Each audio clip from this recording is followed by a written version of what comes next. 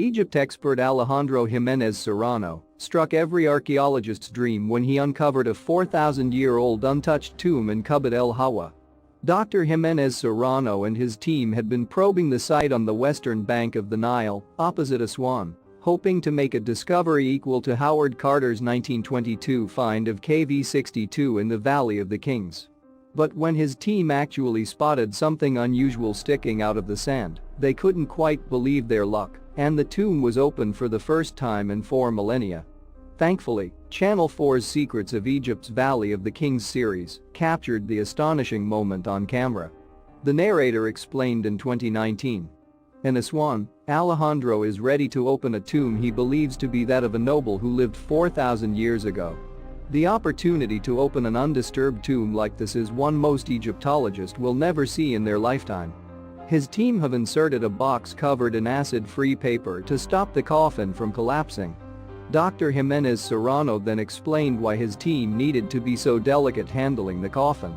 He said, "We are going to move the stone slab with a lot of care. The weight is around 300 kilos, so if it falls down on your feet, it will hurt. The smell of wood, wow, I cannot believe this."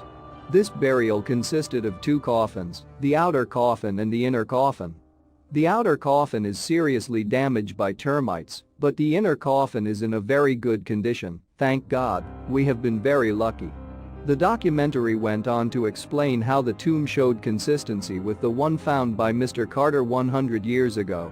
It added, "Among the debris next to the coffin, Alejandro spots something extraordinary, model boats, similar to the ones found in Tutankhamun's tomb."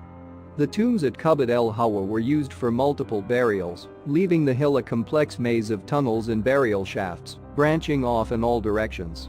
Alejandro thinks this tomb's position hid it from grave robbers. It's an exceptional discovery. Dr. Jimenez Serrano then detailed his excitement while still expressing his concerns not to damage the contents. He continued, "I think that the last time we had a set like we have here was 70 years ago.